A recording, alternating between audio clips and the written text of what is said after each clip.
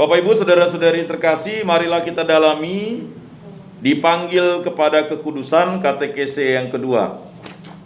Dipilih oleh Tuhan untuk menjadi kudus.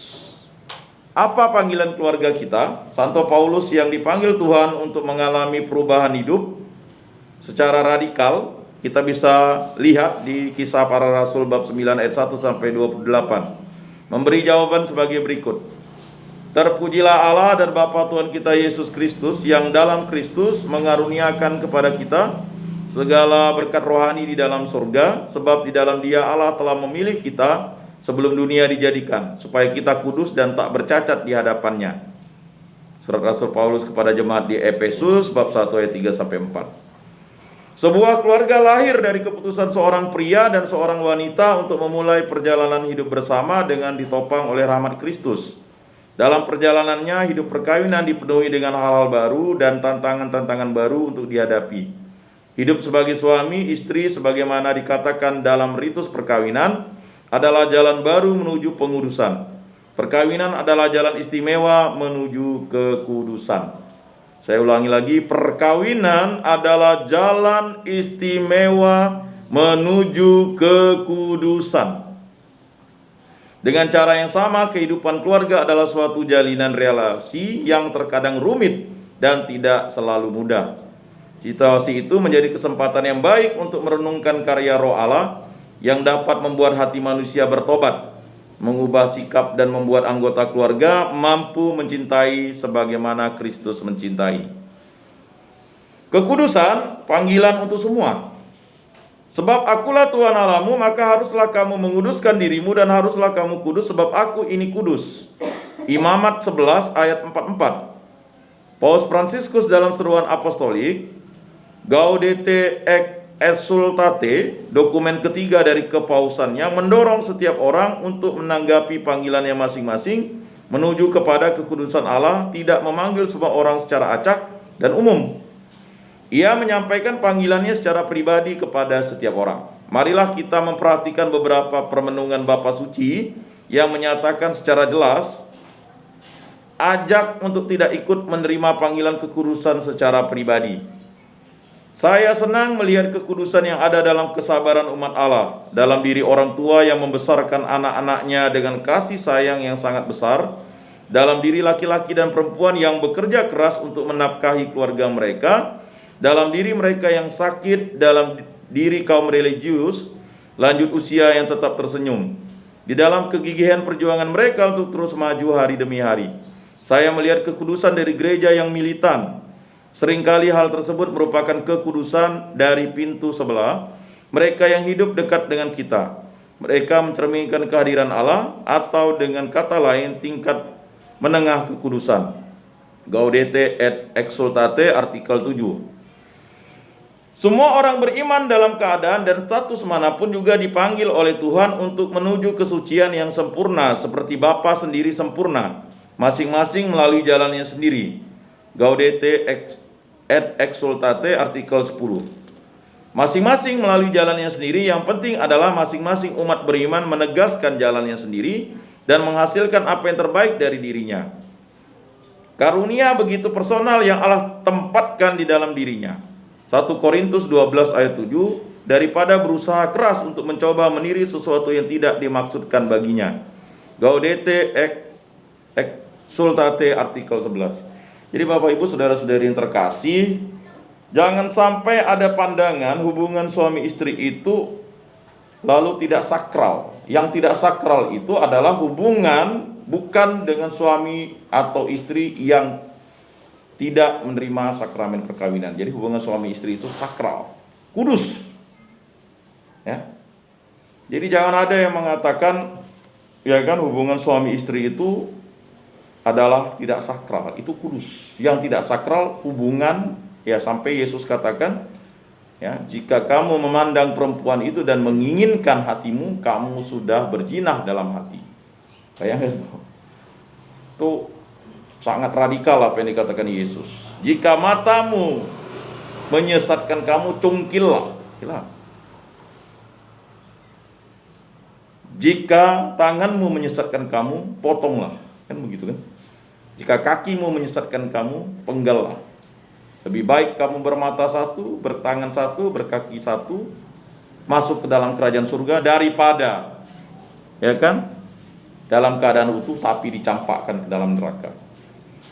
Jadi penegasan atas cinta kasih Tuhan kepada umat manusia itu ditegaskan kembali oleh Paus Fransiskus bahwa, ya, kalau laki-laki mau disebut kudus dan perempuan mau disebut kudus, dia harus menjalani relasi suami istri itu karena dia sudah dikuduskan sejak dibaptis dan dia dikuduskan dalam menerima sakramen perkawinan. Jadi seperti itu, harus dipahami. Nah, jadi jangan sampai ada pendapat yang mengatakan kawin karena terpaksa atau dipaksa. Ya kan? Itu adalah orang yang belum menerima panggilannya. Ada mungkin suami istri yang sampai mengatakan, ya kan, saya baru bahkan belum mengenal. Bayangkan, belum mengenal. Ya kan? Karena tadi komunikasinya kurang, intensitas kerja yang diprioritaskan, ya kan? Istrinya merayakan ulang tahun, untuk apalah? Karena tadi tidak di dalam keluarga itu mungkin dulu tidak di orang tuanya tuh, istrinya malah diajarkan kalau ulang tahun, ya kan? Saya ingat bapak mama saya dulu waktu saya ulang tahun itu semua sama ya, kumpul, wah kue. Lalu didoakan, ada jeruk, ada apa gitu kan. Dulu rasanya membosankan waktu itu. Apa nih? Kampungan menurut pendapat saya kan. Setelah akhirnya kita berkeluarga, kita merindukan itu. Jadi hal yang kampungan itu justru itulah yang membahagiakan, sukacita. Mungkin Bapak Ibu yang berasal dari komplek ini kan, kalau banjir itu mungkin kalau sekarang itu sangat menjengkelkan, tapi bagi kita dulu yang anak-anak itu adalah sukacita, di mana kita bisa bermain air kan, bisa berenang. Nggak ada peduli dulu tuh mau koreng mau apa kan. Kalau sekarang ini kan jangankan ya kan, ya. Jadi sukacita itu memang hanya bisa dirasakan ketika kita mau menerima sukacita itu seperti anak kecil. Betul kata apa yang dikatakan, ya kan, jika kamu ingin masuk ke dalam kerajaan surga, kamu harus seperti anak kecil ini kan gitu. Jadi menerima sukacita itu ya seperti itu, bapak-bapak, ibu-ibu, saudara-saudari yang terkasih. Untuk menjadi kudus tidak perlu menjadi seorang uskup. Ini ya. Untuk menjadi kudus tidak perlu menjadi seorang imam ataupun religius kan. Kita seringkali tergoda untuk memikirkan bahwa kekudusan hanyalah diperuntukkan bagi mereka yang dapat menjaga jarak dari pekerjaan biasa sehari-hari dan mencurahkan waktu lebih banyak untuk berdoa. Jadi menjadi suami dan istri yang baik itu adalah jalan menuju kekudusan, baik dan benar ya. Membangunkan anak-anak, memasakkan anak-anak, ya kan, wah luar biasa kan. Ya. Mungkin dulu tidak terbayang kita harus mencebok pantat anak kita kan, akhirnya ketika bapak dan ibu kan mau tidak mau. Dulu hal yang menjijikkan, tetapi setelah kita tahu kita punya anak, itu justru hal yang paling. Mungkin bapak ibu yang sudah anaknya besar-besar kan merindukan itu kan. Makanya wajar kakek neneknya itu ada yang harus nostalgia, yang tidak pernah mungkin kakeknya kali tidak pernah menceboki anaknya dulu, lalulah dia lebih sayang dengan cucunya, dialah yang nyeboki kan, begitu kan. Karena dia tidak merasakan itu. Makanya bagi keluarga-keluarga baru, rasakanlah sensasi itu, karena sensasi itu hanya bisa dirasakan, tidak bisa hanya ditonton begitu kan. Nah, maka wajar-wajar saja banyak orang baru merasakan menjadi bapak mama ketika sudah kakek nenek. Dulu kan terlalu streng, apalagi kalau wibawa ya. Semua wibawa-bawa kan gitu. Ya kan?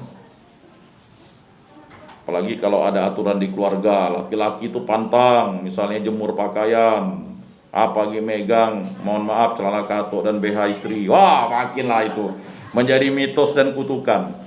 Ujung-ujung akhirnya, ya kan, hujan panas misalnya istri tidak ada di rumah, dibiarkan jak pakaian tuh sama itu terjadi. Ya tidak bisa, tak bisa lagi lah.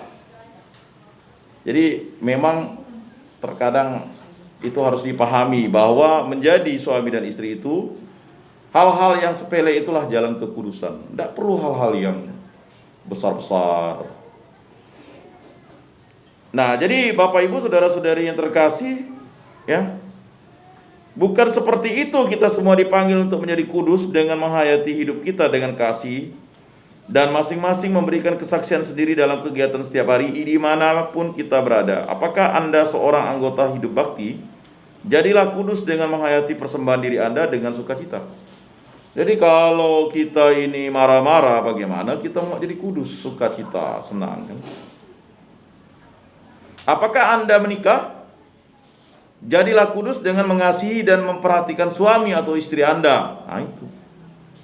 Masa istri orang diperhatikan? Udah makan dah? Wih, kok yang ditanya tuh istri, bukanlah kawan. Waduh, dia di kantor ini sangat memperhatikan, kok beda ya di rumah tangga. Aduh, itu kacau. Itulah namanya tadi kesalahan fatal dalam berkeluarga ya. Jadilah kudus dengan mengasihi dan memperhatikan suami atau istri Anda sebagaimana Kristus lakukan kepada gerejanya. Apakah Anda seorang pekerja? Jadilah kudus dengan melakukan pekerjaan Anda dengan kejujuran dan kemampuan untuk melayani sesama. Apakah Anda orang tua atau kakek nenek? Jadilah kudus dengan mengajarkan dengan sabar anak atau cucu untuk mengikuti Yesus. Gaudete et exsultate artikel 14. Jadi hampir di setiap keluarga itu berteriak untuk mengajar anaknya, kan tidak mudah menjadi guru kan? Tidak mudah menjadi guru. Bahkan ada yang harus mencari guru privat, kan? Tidak mudah. Makanya jangan menyepelekan guru. Lalu menilai guru, wah gurunya itu, ya kan? Sekali udah pandemi baru tahu rasa jadi guru kan? Semuanya dari kakek nenek ya, itu kan repot lah ngerjakan ini. Bagi yang anak-anaknya sudah mandiri nyaman. Kalau anak yang masih usia-usia PG, TK, SD, SMP ya mana? Ya. Jadi macam-macam tugas, repot kan? Bahkan ada orang tua yang harus menyewa guru privat, guru les kan? Sampai di TikTok gitu kan, ngajarkan Pancasila sampai ya itu ya banyak versinya, ngajarkan Pancasila sampai anaknya, ya kan, ketawa saya. Inilah cara kita kan. Jadi kita ini kan hidup zaman kolonial dan milenial kan. Mungkin kita masih, orang tua kita kan kolonial, yang mengajar kita tuh pakai jewer, pakai ikat pinggang, mistar, kelepak, barulah kita, ya kan. Jadi kita pun mau ngajar anak kita kayak gitu Pak. Dan itu terjadi, bahkan ya sangat tragis, ada di suatu tempat, saya lupa di mana, demi anaknya hanya minta dibelikan handphone langsung disembeli bapaknya. Ya, bayangkan. Itulah ketidaksiapan. Kalau kita tidak sukacita ya susah. Ya, Bapak Ibu saudara-saudari terkasih, kekudusan yang kepadanya Tuhan memanggilmu akan tumbuh lewat gerak sikap sederhana. Gaudete et exsultate artikel 16. Semoga kita dapat mengenali sabda itu, yaitu pesan Yesus yang hendak disampaikan Allah ke dunia dengan hidupmu. Tuhan akan menggenapinya bahkan di tengah segala keliruan dan sesat burukmu, asalkan kita tidak meninggalkan jalan kasih dan tetap membuka diri kepada rahmat adi kodratinya yang memurnikan dan menerangi. Gaudete et exsultate artikel 24. Sebagaimana di masa lalu juga, di masa sekarang sangatlah mungkin menemukan anak-anak, anak remaja, orang muda, duda, janda, dan pasangan suami istri yang dapat menunjukkan kepada kita jalan menuju kekudusan dalam setiap usia dan dalam aneka keadaan kehidupan, seperti Laura Pikuna kecil yang menjadi orang suci pada usia 12 tahun, Pierre Giorgio Prasati muda, atau orang tua Terese dari Lisieux. Gagasan tentang orang kudus yang dekat seperti ini cocok untuk kita, sangat dekat dengan kita. Kita bisa menemukan, dapatkah kita menemukan mereka? Jadi sekali lagi nanti ini kembali akan di-share di grup ya, tetapi kita kasihkan materinya nanti ya per item ya, karena ini dianjurkan untuk dibaca kembali. Lalu ada diskusi nanti antara suami istri dan keluarga, bukan PR ya, itu dikerjakan seumur hidup, lifetime, tidak bisa dikerjakan pada saat bulan keluarga ini. Untuk menjadi kudus masing-masing dengan caranya sendiri, ya, ini adalah panggilan Tuhan untuk menjadi diri sendiri dalam versi terbaik. Apa berkat khusus yang diberikan Tuhan kepada saya, kepada Bapak Ibu, kepada saya, dan kepada semuanya nanti? Apa berkat khusus? Tuhan memimpin kita kepada kekudusan kapan saya merasa dipimpin dalam perjalanan hidup ini menuju kekudusan ini? Apakah ada peristiwa perjumpaan atau peluang yang membuat saya atau keluarga saya bertumbuh dalam kekudusan? Jadi kemudian pokok-pokok diskusi dalam komunitas nantinya, melalui panggilan hidupnya, setiap orang dapat memberi pesan khusus yang dipercayakan Tuhan kepada dunia. Setiap orang dapat merenungkan dengan siapa mereka menghabiskan waktu bersama, pesan apa yang Tuhan berikan kepada saya melalui mereka. Sekarang kan orang lebih suka bersama di warkop, bahagia sampai jam 2, istrinya di rumah. Ngapa banda di rumah tuh buat warkop juga gitu, Pak?